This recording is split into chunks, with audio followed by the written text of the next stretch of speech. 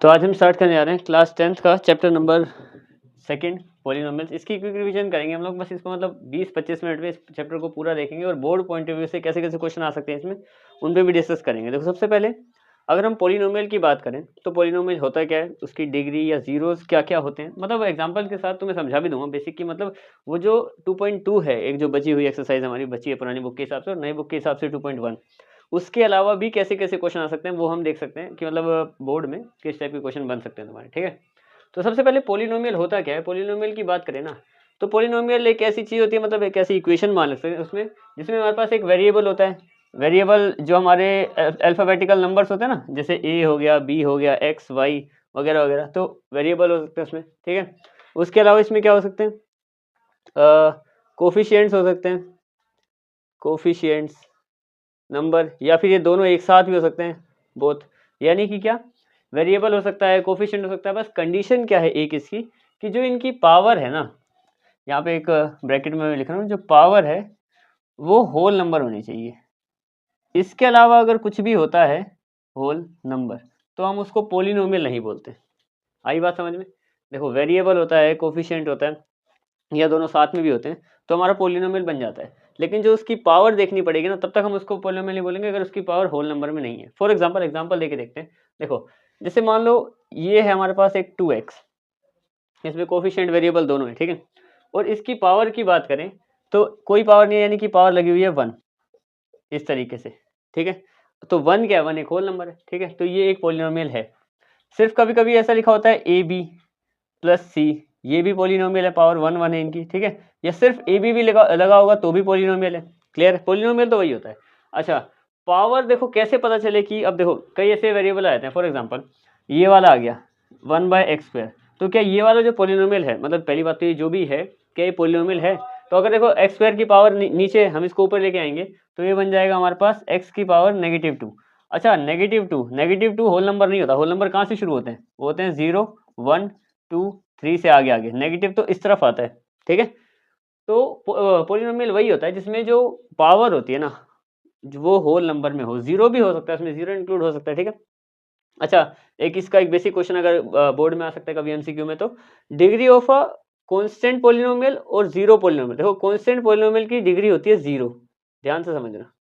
Constant polynomial की degree होती है 0, और जो जीरो पोलिनोमियल है, मतलब 0 लिखा हुआ है, उसकी क्या डिग्री होगी? वो होती है नॉट डिफाइंड। नॉट डिफाइंड, ये आ सकता है पेपर में कि जो कांस्टेंट पोलिनोमियल होता है उसकी डिग्री क्या होती है? 0, और जो 0 ही लिखा हुआ है उसके ऊपर क्या डिग्री लगी होगी वो कोई डिफाइन नहीं कर पाया, तो उसमें नॉट डिफाइंड। ठीक है, ये एक एक नंबर में आ सकते हैं। अच्छा, डिग्री की बात करें, डिग्री मैंने यहाँ पे तुम्हें क्लियर कर दिया है, वो पावर होती है। ठीक है, तो हम यहाँ पे क्या लिखेंगे? पावर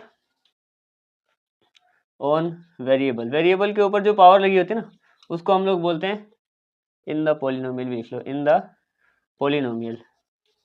पोलिनोमियल, ठीक है। डिग्री का मतलब पावर। जैसे फॉर एग्जांपल इक्वेशन है हमारे पास ये 3a प्लस 2 मान लो, ये एक पोलिनोमियल है छोटा सा। तो इस पोलिनोमियल में देखो पावर कितनी है? पावर अगर नहीं है यानी कि इसकी पावर 1 है, जो हमारा वेरिएबल है इसके ऊपर क्या लगा हुआ है? 1। तो ये कैसा हो गया? एक लीनियर। ये भी हम यहाँ पे भी देखेंगे। देखो, लीनियर पोलिनोमियल, क्वाड्रेटिक, क्यूबिक, ये सब भी आगे देखेंगे। तो बेसिकली जो हमारे वेरिएबल के ऊपर पावर लगी होती है उसी को हम डिग्री कहते हैं। आई बात समझ में? एक और एग्जांपल ले लो, जैसे कि ये है x² प्लस 2x प्लस 3, ये एक इक्वेशन है। इसमें मैक्सिमम पावर कितनी है? 2। पावर कितनी है हमारे वेरिएबल के ऊपर? मैक्सिमम पावर देखते हैं। अच्छा, यहाँ पे मेरे को मैक्सिमम लिखना पड़ेगा क्योंकि एक साथ कई सारी पावर भी हो सकती है।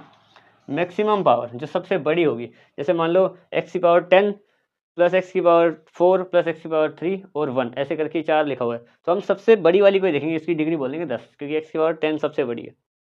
अच्छा, जीरोस पे आते हैं कि जीरो होते क्या हैं। वैसे हम लोग इक्वेशन से बाद में 2 जीरो निकालते हैं। जीरो की डेफिनेशन क्या है? बेसिकली जो भी हम इक्वेशन से जीरोस निकालते हैं ना, उन नंबर्स को अगर हम उस इक्वेशन में पुट करेंगे तो आंसर 0 आता है। ठीक है, इसकी डेफिनेशन देख लेते हैं पहले तो। It is the value which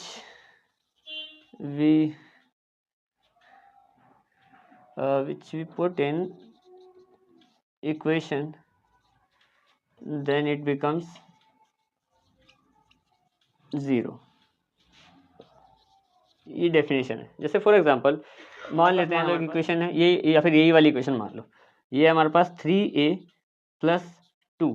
अब मैं इसके जीरोस कैसे निकालूं, मतलब कैसे पता चलेगा, इसको जीरो के इक्वेट करो। देखो 3a + 2 = 0 कर दिया मैंने। अब यहाँ पे आ गया 3a, ये 2 वहाँ पे चला जाएगा माइनस में, a क्या आ गया 2/3, ये उधर चला गया डिवाइड में, तो ये इसका एक 0 है। यानी कि अगर मैं इसको यहाँ पुट कर दूँ ना a की जगह, तो इसको 0 बना देगा ये पूरा पूरा। देखो कैसे, ये है हमारे पास 3a + 2, a की जगह पे क्या रखना है हमें, ये रखना है हमें -2/3 जो भी अभी आया है, प्लस का 2। अच्छा ये 3 से ये 3 कट गया, तो क्या बचा माइनस का 2 प्लस का 2, और ये भी कट गया, 0 आ गया। 0 वही होते हैं, वही वैल्यूज होती है इक्वेशंस में, अगर उनको हम इक्वेशन में पुट कर दें तो इक्वेशन पूरी की पूरी 0 बन जाती है। ठीक है। तो अब देखते हैं टाइप्स ऑफ इक्वेशन, इक्वेशन किस टाइप की होती है ये भी देख लेते हैं। देखो सबसे पहले लीनियर इक्वेशन क्या होती है, इनकी जो मैक्सिमम पावर होती है ना, मैक्सिमम पावर वो होती है =1।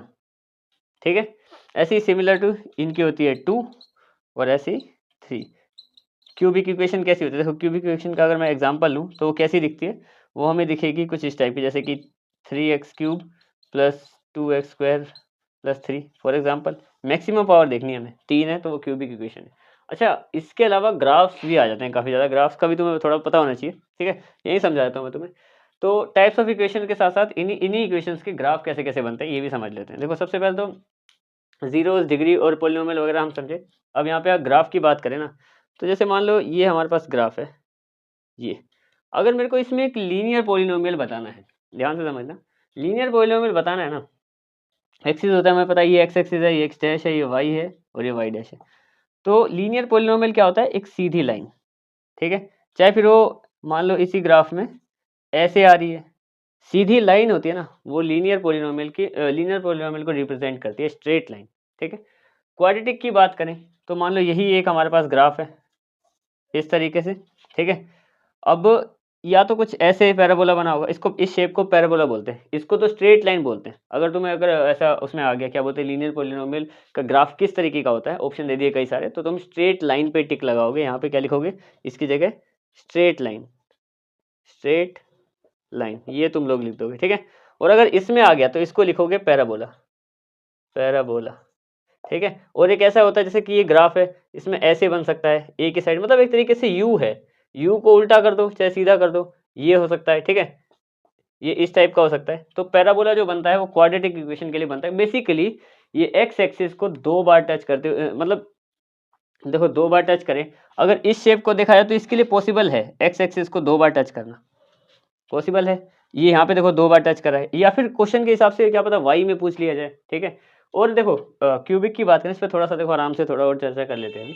क्यूबिक की बात करें तो क्यूबिक इक्वेशन क्या होती है, जैसे मान लो ये एक इक्वेशन है ऐसे, तो ये एक तरीके से 2 पैराबोला का मिक्सचर है, एक और दूसरा। आई बात समझ में, इसमें क्या होता है, सिर्फ एक यू बनता है, चाहे कहीं भी बन जाए। अगर ऐसे शेप आ जाए, पूछा जाए कि ये कौन सी मतलब कौन से पोलिनोमियल को रिप्रेजेंट करती है, तो क्वाड्रेटिक पोलिनोमियल। ठीक है, और अगर स्ट्रेट लाइन आ जाए तो लीनियर।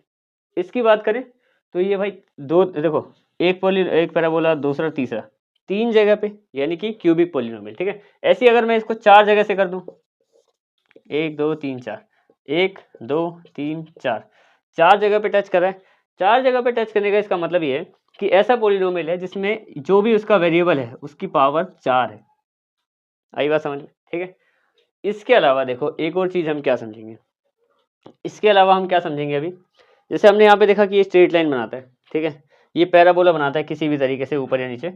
अब हमें जैसे पूछ लिया जाता है कि एक्स एक्सिस पे या फिर इस इक्वेशन के जीरोस कितने हैं, जीरोस का मतलब है जहाँ पे एग्जैक्ट वैल्यू 0 आ जाए पुट करने के बाद, ये मैंने तुम्हें जीरो समझाया था यहाँ पे। ठीक है, तो अगर मेरे को बोला जाए कि देखो जैसे यहाँ पे बोल दिया, ये इक्वेशन है, इसको पी ऑफ एक्स का नाम दिया है, इसके 0 बताने हैं मुझे इसके। ठीक है, तो 1 2 3 4, 4 लिख देंगे हम लोग, बड़ा सिंपल है। पी ऑफ एक्स लिखा है तो ये देखना है कि एक्स एक्सिस पे कितनी बार टच किया है। ठीक है, अगर यहाँ पे बोल दिया था पी ऑफ वाई, तो हम देखते हैं कि वाई एक्सिस पे, वाई एक्सिस कौन सा होता है, ये वाला, वाई एक्सिस पे कितनी बार टच किया, सिर्फ एक बार इस पे टच किया है। ये क्वेश्चन थोड़ा सा रीड कर लेना आंसर देने से पहले। जैसे ये तो साफ साफ दिख रहा है कि 3 जगह पे, दो ये तो एक ही जगह पे है, ये 2 जगह पे, पर क्वेश्चन में देखना कि क्या बोला है। जैसे कि मान लो ऐसी शेप है कोई, इस तरीके से, ठीक है, और ये ऐसे होके चला गया। अब इसमें तुम्हें लग रहा है कि भाई पैराबोला है, क्वाड्रेटिक इक्वेशन है, और तुमसे बोला है कि कितनी जगह पे इसके कितने जीरोज हैं। पी ऑफ एक्स के हिसाब से इसके कितने जीरोज हैं, दो जगह पे टच कर रहा है। लेकिन पी ऑफ वाई के हिसाब से कितने जीरोज हैं, एक, यहाँ पे टच होके चला गया। पी ऑफ एक्स और वाई के बीच में थोड़ा कंफ्यूज मत होना यहाँ पे, ठीक है। तो ये था तुम्हारा बेसिकली इंट्रोडक्शन टाइप वाला हिस्सा। अब आते हैं जैसे इंट्रोडक्शन में इससे इस टाइप के जो क्वेश्चन आएंगे ना, इसमें तुमसे एमसीक्यू आ सकते हैं, लेकिन जो 2 या 3 नंबर में आते हैं ना, वो अब उन क्वेश्चंस पे डिस्कस करते हैं, ठीक है। तो अब हम डिस्कस करते हैं इसमें थोड़े बहुत क्वेश्चंस जो मतलब बेसिकली 2 या 3 नंबर में आते हैं, ठीक है। इसमें क्वेश्चन में बोला गया, देखो फाइंड जीरोस। पहले तो इस इक्वेशंस के जीरोस यानी फैक्टर ढूंढने, फैक्टर बेसिकली जो जिनको पुट करने पे इक्वेशन पूरी जीरो बन जाए, ठीक है। तो 3 टाइप की मैंने इक्वेशन ली है। देखो एक तो जो 2 जिसमें थोड़ा सा ज़्यादा काम करना पड़ता है, और 2 जो थोड़ी अलग होती हैं, और दोनों अलग में क्या क्या सीन होता है वो भी समझेंगे। लेकिन देखो एक एक करके शुरू करेंगे और थोड़ा डिटेल में समझेंगे इसको। पहली बात तो देखो ये एक क्वाड्रेटिक इक्वेशन है, पावर 2 है, पावर 2 है, ये चारों क्वाड्रेटिक इक्वेशन ली है मैंने, ठीक है। यहाँ पे सीन यहाँ पे क्या है, इसको सोल्व करेंगे हम लोग मिडल टर्म स्प्लिट करके, और कुछ चीज़ों का अभी देखो, एक तो हमें जीरोस निकालने हैं, वो तो हम देख ही रहे हैं कि जीरो निकाल देंगे उस इक्वेशन में रख के, जिस जिस तरीके से हम सोल्व करते हैं।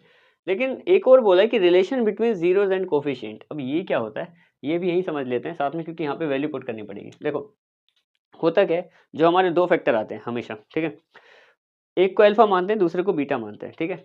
तो यहाँ पे 2 इक्वेशन बनती है। अगर हम सम की बात करें ना, तो अल्फा प्लस बीटा वो होता है माइनस बी बाय ए के बराबर। ये मैं इक्वेशन में बार बार पुट कर करके तुम्हें अच्छे से समझा भी दूंगा। 4 क्वेश्चन है, चारों में होगा, ठीक है। सम ऑफ रूट्स कहते हैं इसको, ठीक है। अगर प्रोडक्ट ऑफ रूट्स की बात करें तो अल्फा बीटा कोई साइन नहीं है बीच में, यानी प्रोडक्ट तो सी बाय ए, तब वो सी बाय ए के इक्वल होता है। कंफ्यूज नहीं होना। अब यहाँ पे ए बी सी क्या होता है, हमारे तीनों नंबर ए बी सी। ए क्या है, इसके पास क्या नंबर है 1, जिसके पास कुछ नहीं होता 1, इसका -2, इसका -8। ऐसे ही इन सब में भी ए बी सी होता है, उसके हिसाब से सोल्व करेंगे, ठीक है। तो क्वेश्चन को सोल्व करना स्टार्ट ही करते हैं ताकि तुम्हें क्लियर समझ में भी आ जाए अच्छे से। देखो सबसे पहले मिडिल टर्म स्प्लिट करने में हमें क्या करना होता है, हमें ऐसे 2 नंबर ढूंढने होते हैं। देखो एक थ्योरी लगती है, छोटी सी थ्योरी लगती है इसमें, ज़्यादा कोई कॉम्प्लेक्स नहीं है चीज़। एक ऐसा बॉक्स बनाओ, इसमें देखो हमें एक ऐसा नंबर ढूंढना है जो ए और सी के मल्टीप्लाई करने पे भी आए, और प्लस या माइनस करने पे जो बी है हमारा वो आए। ध्यान से समझना, 2 नंबर ढूंढने हैं हमें ऐसे। अच्छा ए क्या है हमारा 1, और सी क्या है हमारा -8, यानी कि 1 और -8 तो -8 ही आ जाएगा। ऐसे 2 नंबर ढूंढने जिनको मल्टीप्लाई करें तो -8 आए। अच्छा, और अगर प्लस या माइनस करें, यहाँ पे मल्टीप्लाई में ए और सी, और प्लस या माइनस करें तो बी आए, ठीक है। तो बी क्या है हमारा -2। ऐसे 2 नंबर ढूंढने हैं हमें, ए और सी।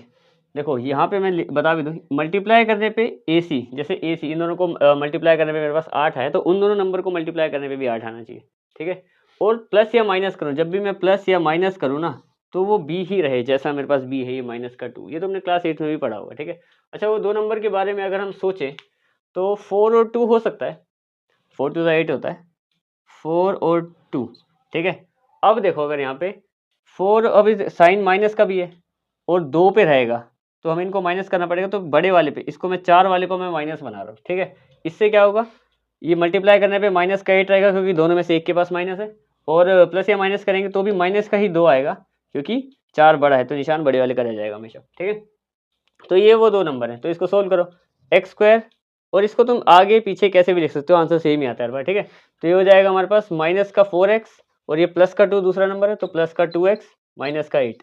इन दोनों में क्या कॉमन आएगा, देखो इन दोनों में कॉमन आ जाएगा हमारे पास एक x, और उसके अलावा देखो इन दोनों में ये x है ना सिर्फ, ठीक है। तो इसमें जो हमारे पास x कॉमन आया, एक x बाहर निकाला तो एक x इसके पास बच गया, इसमें से x बाहर निकाला तो सिर्फ 4 बचा। इन दोनों में क्या कॉमन आएगा, देखो 2 के टेबल में 8 भी आता है और 2 भी आएगा, तो ये 2 कॉमन आ गया बाहर। अब इसमें से 2 निकालेंगे तो x बचेगा, निशान बीच वाला, और इसमें से अगर 2 निकालेंगे तो 4 बचा, 4 2 8 होता है, ठीक है। अच्छा, ये दोनों जब सेम आएंगे ना, तब तक तुम्हें लगता रहेगा कि तुम सही कर रहे हो, और अगर अलग अलग आएंगे तो तुम्हें थोड़ा क्वेश्चन पे ध्यान देना पड़ेगा, ठीक है। अब ये देखो, ये वाली लाइन में इस पूरे में से और इस पूरे में से इन दोनों के पास ही x-4 है, इधर भी और इधर भी, तो इस x-4 को मैंने कॉमन ले लिया बाहर। अब इसमें से जब मैंने x-4 निकाला तो मेरे पास बचा सिर्फ x, और इसमें से x माइनस 4 निकालो तो बचा सिर्फ प्लस का 2।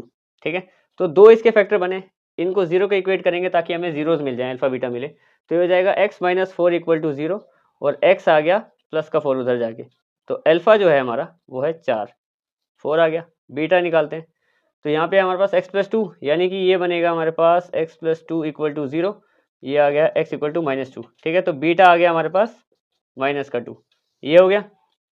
अब देखो अल्फा बीटा आ गया। अब मैंने तुम्हें यहाँ पे सम ऑफ रूट और प्रोडक्ट ऑफ रूट के बारे में बताया था ना। ठीक है, तो इनको चेक करने के लिए सोल्व करेंगे। अब देखो सम ऑफ रूट्स की बात करें ना, तो सम ऑफ रूट्स आंसर सेम आना चाहिए, सम ऑफ रूट और प्रोडक्ट ऑफ रूट का हमेशा, प्रोडक्ट ऑफ रूट्स जो भी हमारी इक्वेशन बनी है उसके साथ।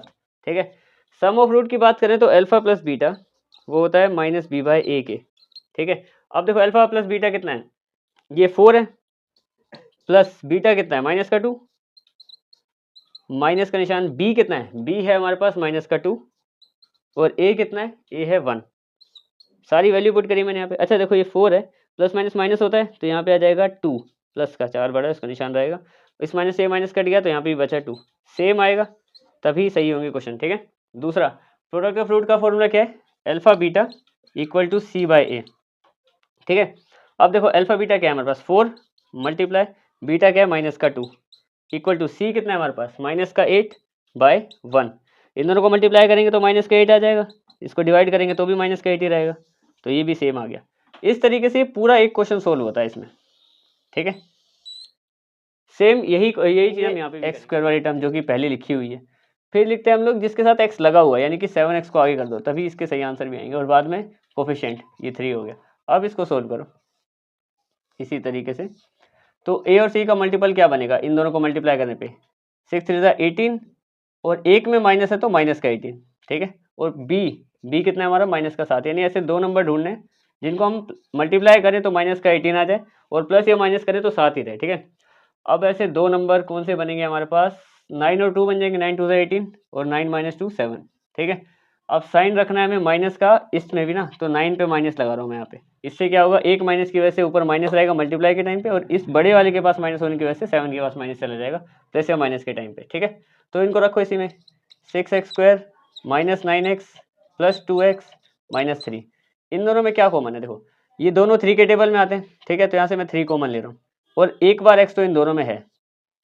इसकी बात करें यहाँ पे तो हमारे पास ये चला जाएगा इसके 2 और x बचा इसमें से, और ये जाएगा सिर्फ 3 पे क्योंकि x तो बाहर आ गया। इनकी बात करें तो इनमें कुछ भी कॉमन नहीं है, तो मैं प्लस का 1 ले रहा हूँ, और ये 2x माइनस 3 ऐसे कैसा।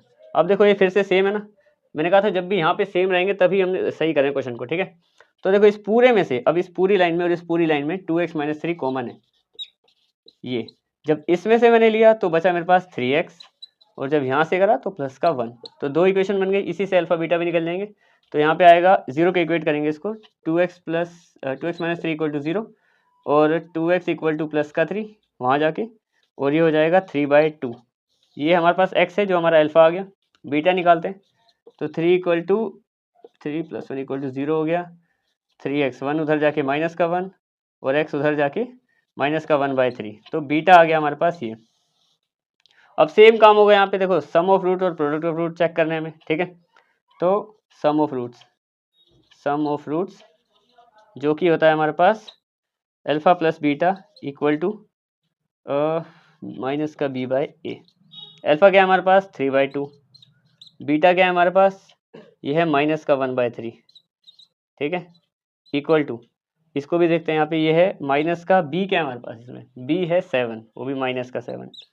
ये वाला साइन पहले लगा देना ताकि उसमें कोई हो तो दोबारा लगा सको यहाँ पे, वरना कंफ्यूज हो जाओगे। ठीक है, ए की बात करें तो ए है 6 हमारे पास। ठीक है, इन दोनों देखो इसमें क्या करना पड़ेगा, इसमें हमें एलसीएम लेना पड़ेगा, ये 6 आ जाएगा एलसीएम इसका, और ये जाएगा इसके 3 पे तो यहाँ पे 9 आ गया, ये जाएगा इसके 2 पे तो यहाँ पे 2 आ गया, ये आ जाएगा हमारे पास, इस तरफ तो आएगा 7/6, और इसको भी सोल्व करेंगे तो इस तरफ भी आ जाएगा हमारे पास 7/6। ठीक है, तो ये फिर से सेम आ गया, सेम रहेगा तभी क्वेश्चन तुम्हारा ठीक है, चेक करते रहना क्वेश्चन को। ठीक है, देखो ऐसे ही इसमें प्रोडक्ट ऑफ फ्रूट्स भी होगा, वही सारी इक्वेशंस को पुट करके। अब इन दो क्वेश्चंस पे हम देखते हैं, देखो ये दो क्वेश्चन अलग है इसमें, इनकी बात करें ना तो इनके पास इनका ए बी सी था, इसमें देखें तो देखो ए है इसके पास 4, बी है इसके पास ऐसी टर्म जिसके पास दूसरा कोफिशिएंट होता है बिना पावर के, पर इसमें सी नहीं है। ठीक है, और इस क्वेश्चन की बात करें ना तो इसके पास ए है जिसमें स्क्वायर वाली पावर होती है, ठीक है। बी है ही नहीं जिसमें एक ऐसी पावर होगी जिसमें स्क्वायर ना लगा हो, टी है ही नहीं किसी में भी, जैसे टी स्क्वायर प्लस 60 हो सकता है, तो वो इसमें है ही नहीं, ठीक है। तो ये हो गया, लेकिन इसमें सी है, तो इसमें देखो इसमें बी मिसिंग है और इसमें सी मिसिंग है, तो ऐसे क्वेश्चन में कैसे कॉमन लेके, इसका मतलब रूट्स तो हमें निकालनी पड़ेंगे। अल्फा बीटा चेक करने के लिए हमारे पास ये होने चाहिए इसके दोनों रूट्स, तो कैसे निकालेंगे ऐसे क्वेश्चन में। देखो सबसे पहले तो अगर मान लो तुम्हारे पास सी नहीं है, ऐसा वाला क्वेश्चन में जिसमें तुम्हारे पास लास्ट टर्म नहीं है जो कोफिशिएंट है, तो इसको डायरेक्ट यहीं पे कॉमन ले लो। देखो 4u² प्लस 8u, इन दोनों को यहीं पे कॉमन लेने में क्या कॉमन है, 4 भी आ रहा है, एक एक बार तो u भी आ रहा है, तो 4 और u कॉमन आ गया। इसमें देखो 4 और u निकाला तो सिर्फ बच गया एक u, क्योंकि 4 भी बाहर है, 2 u में से एक u भी बाहर है, तो एक u बच गया।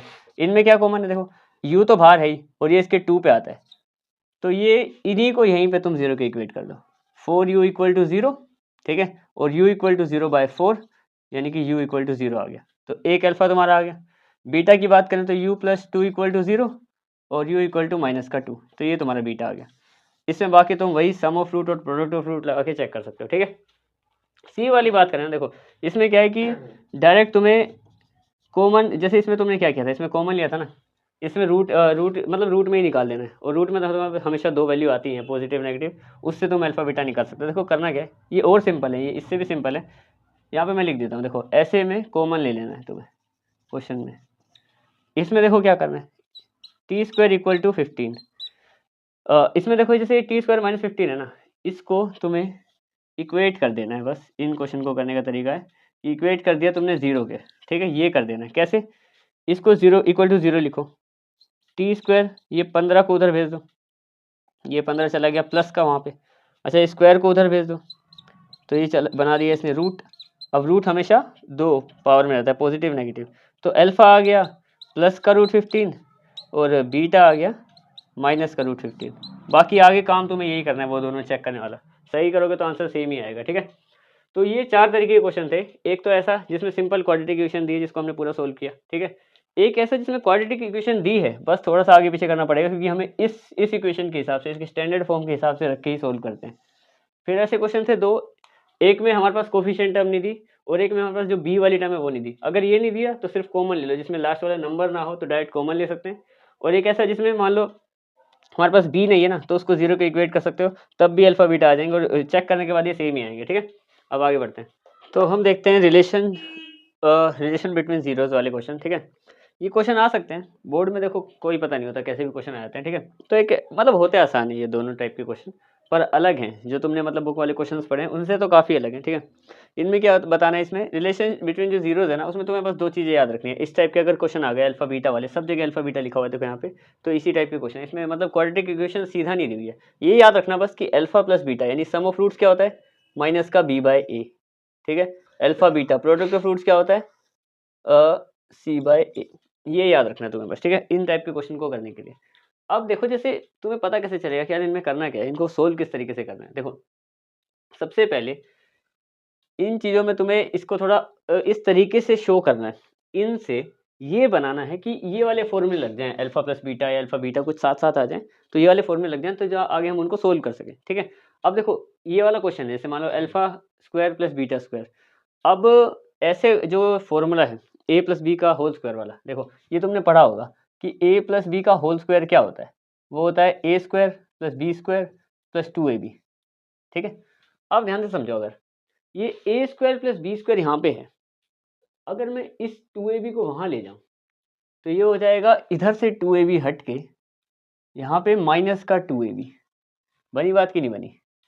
अब देखो ये आ गया ना इस फॉर्म में, ए स्क्वायर प्लस बी स्क्वायर, ठीक है। तो यानी कि इसको मैं क्या लिख सकता हूँ, इसको लिख सकता हूँ मैं अल्फा प्लस बीटा का whole square minus 2 alpha beta.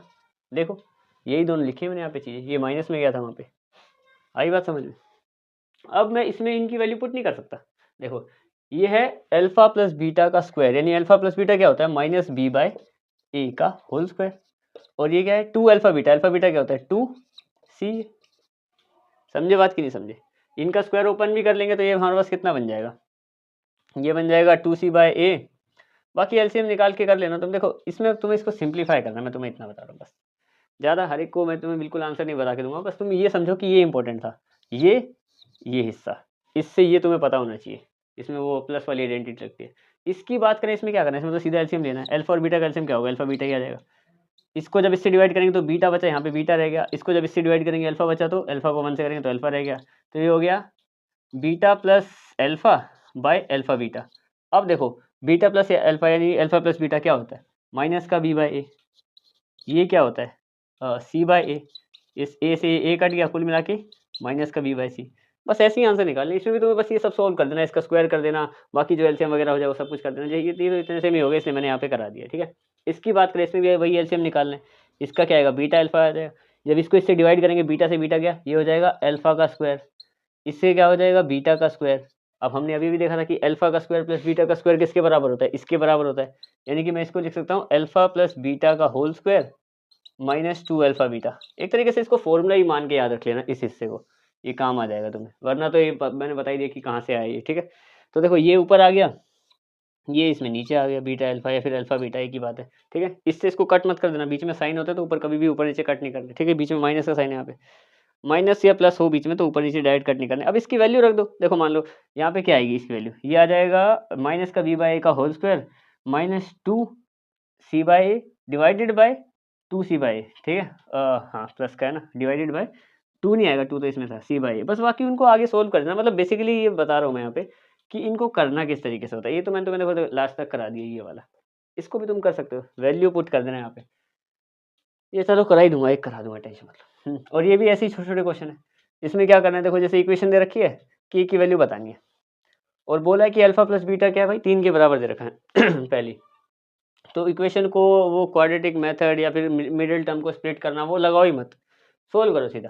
देखो ये हमें पता है कि भाई क्या है, माइनस का अल्फा प्लस बीटा, जो कि क्या होता है माइनस के बी बाय ए के बराबर, ठीक है। और अल्फा प्लस बीटा कितना दे रखा है, 3 के बराबर। यानी कि ये जो हिस्सा है वो 3 के बराबर है। यहाँ पे बस इसकी वैल्यू रखो, माइनस बी क्या है, बी है हमारे पास के, ए क्या है 3, ये चला गया उधर, तो ये जाके हो जाएगा 3 9 बन जाएगा। अच्छा के पास खुद का माइनस भी है, ये फॉर्मूले का माइनस है, तो माइनस से माइनस भी घट गया, तो जो के है वो 9 आ गया हमारे पास। समझे कि नहीं समझे, 3 वहाँ पे चला गया मल्टीप्लाई में, के माइनस से माइनस कट गया था तो के प्लस का रह गया, तो प्लस का के इक्वल टू 9 आ गया, ठीक है। इसमें भी वही करो, अल्फा बीटा क्या होता है, alpha beta equal to c by a, ठीक है। अल्फा बीटा कितना दे रखा है, माइनस का 8, इसकी जगह पे माइनस का 8 लिखो। सी देखो इसका, सी क्या है, के, वो भी माइनस का के। अच्छा ए क्या है, ए तो 1 है, ठीक है। तो 1 ही है, तो मतलब इस माइनस से माइनस कट गया, के इक्वल टू 8 आ गया यहाँ पे भी। ये डायरेक्ट क्वेश्चन, छोटे छोटे क्वेश्चन है, 1 नंबर में भी आ सकते हैं, ठीक है। कि बस छोटा सा पूछ लिया, अल्फा बीटा दे रखा है, इक्वेशन में रखो। अब जैसे इसमें बोला है कि अल्फा बीटा क्या होता है, हम देखेंगे सी बाई ए के बराबर होता है। इसमें कितना दे रखा है, इसमें बोला है माइनस का 1/2। अच्छा सी बाई ए देख लो, सी कितना है माइनस का 3, ए कितना है के। आई बात समझ में, इसकी मल्टीप्लाई इसके साथ कर दो, इसकी मल्टीप्लाई इसके साथ कर दो, नॉर्मल मैथ की वही सारी टर्म्स यार। ये के इधर जाके माइनस का के हो जाएगा, 1 से मल्टीप्लाई हुआ है, ये वहाँ जाके माइनस का 6 हो जाएगा, इससे ये कट गया, के इक्वल टू 6 आ गया। तो ये तो आसान क्वेश्चन थे, ठीक है। ये भी आसान है, इसमें भी मतलब तुम्हें बस सोल्व कर देना है, एक नॉर्मल जितना सोल्व हो पाए उतना कर दो, बाद में वैल्यू पुट कर दो। जहाँ तक इससे मान लो मैं इसमें यहाँ तक चला गया था, जैसे ही मुझे पता लगा कि भाई ये इस फॉर्म में आ गए ऐसे वाले में, तो मैंने इनकी वैल्यू रख दी, ठीक है। अब मान लो ये भी आ गए, इसके एक को मैं सोल्व करके दिखाई देता हूँ, ठीक है। ये बाकी सिंपल ही क्वेश्चन थे तुम्हारे, इसी टाइप के क्वेश्चन बनते हैं इस चैप्टर से। 2 मिटा देते हैं चलो इसको आगे कर देते हैं सोल्व, एक भी सोल्व हो जाएगा तो तुम खुश रहोगे ना। तो देखो अल्फा प्लस बीटा, इसकी जगह क्या लिख सकता हूँ मैं, ये है माइनस का बी बाय ए का होल स्क्वायर, माइनस का निशान 2 अल्फा बीटा क्या, सी बाय ए डिवाइडेड बाय क्या है अपने पास, ये भी सी बाय ए है, क्योंकि तो अल्फा बीटा ही है जो नॉर्मल सी बाय ए होता है। देखो इसको सोल्व कैसे करोगे, ये हो जाएगा हमारे पास माइनस का, देखो माइनस का बी बाय ए है, 2 बार है, स्क्वायर है ना, माइनस से माइनस कट गया, नीचे ए स्क्वायर ऊपर बी स्क्वायर, तो ये हो जाएगा b square minus a square minus, ये है हमारे पास 2 c by a divided by c by a. इसको आगे सोल्व करोगे तो देखो ऊपर तो आ जाएगा एलसीएम, ऊपर एलसीएम हो जाएगा, नीचे ऐसे ही रहने दो अभी। इन दोनों का एलसीएम में क्या आ जाएगा, देखो ये है यहाँ पे जगह कंपल्सरी, आगे कर देता हूँ, इस तरफ कर देता हूँ, यहाँ कर देता हूँ। तो देखो इन दोनों का एलसीएम क्या आएगा, ये एक ए स्क्वायर है और ये कितना है, ये ए है सिर्फ। अगर इन दोनों के एलसीएम की बात करें तो हमारे पास बनेगा ये ए की पावर 2, ठीक है, ए की पावर 2 बन गया, तो अब अगर मैं इसको इससे डिवाइड करूँ, इसको इससे a की पावर 2 को इससे नीचे नीचे, तो ये पूरा कट जाएगा, तो यानी कि b स्क्वायर ऊपर आ गया, माइनस इससे मैं इसको डिवाइड करूँ तो एक a बच गया, तो जो ऊपर उससे मल्टीप्लाई हो जाएगा तो 2ca हो गया, डिवाइडेड बाय क्या अपने पास c बाय a। आई बात समझ। अब देखो ये हो जाएगा b square minus 2ca by a square, और ये ऊपर चला गया a बाय c की, ये इससे कट गया, ये तो माइनस में तो वो रहेगा ही, तो ये हो जाएगा b स्क्वायर माइनस 2ca, और यहाँ पे क्या बच गया, एक a बचा है, नीचे c बचा है, यहाँ पे ac आ जाएगा। ठीक है, ये इसका आंसर हो गया। मतलब इतना कॉम्प्लिकेट करने की जरूरत नहीं, तुम बस यहाँ पे भी ला के छोड़ दोगे, बस वैल्यू पुट करके रख भी दोगे तो भी काम चल जाएगा, बाकी सोल्व करना तो कर लो। वैसे आती नहीं, इतने डीप क्वेश्चन नहीं आते, आएगा तो ऐसे आ जाएगा छोटे छोटे क्वेश्चन जिसमें तुम्हें वैल्यू पुट करनी है। और उसके अलावा एक ये जो है, इनमें तो बस ये डायरेक्ट बता रखा होगा कि अल्फा बीटा दे रखा है, ये उसको बताओ कि वो किसके बराबर होता है, वो वैल्यू पुट करो, के अपने आप ही मिल जाएगा। ऐसा क्वेश्चन नहीं आएगा, देखो मैथ तो मैथ ही होता है, इसमें आंसर आ जाता है हमेशा। ऐसा क्वेश्चन नहीं देंगे ये लोग कि जैसे अल्फा बीटा मान लो, ये बोल दिया अल्फा बीटा में पता है सी बाय ए है, ठीक है, और यहाँ पे बी की जगह पे कहीं के लिख दिया, तुम तो इन्हीं को उठाओगे, तो के की वैल्यू कभी नहीं आ पाएगी। वो हमेशा ऐसी क्वेश्चन देंगे जिसमें के अगर वो अल्फा बीटा है तो सी की जगह पे होगा, या अल्फा प्लस बीटा है तो बी की जगह पे होगा, तो ए की जगह पे तो दोनों में रख सकते हो, क्योंकि देखो इसमें भी ए तो आता है, समझ रहे हो। ऐसा कभी नहीं होगा कि तुम्हें ऐसा क्वेश्चन दे दिया जो माइनस का बी बाय ए है, अल्फा प्लस बीटा है, और सी में के लगा दिया, ऐसे क्वेश्चन नहीं देते, ठीक है, वो सोल्व हो भी जाएंगे। तो ये तुम्हारा इंट्रोडक्शन था, इस टाइप के क्वेश्चन बनते हैं इनमें, जो कि कंप्लीट हो गया। मिलते हैं किसी और क्विक रिवीजन वीडियो में किसी और चैप्टर के, ठीक है, दैट्स इट।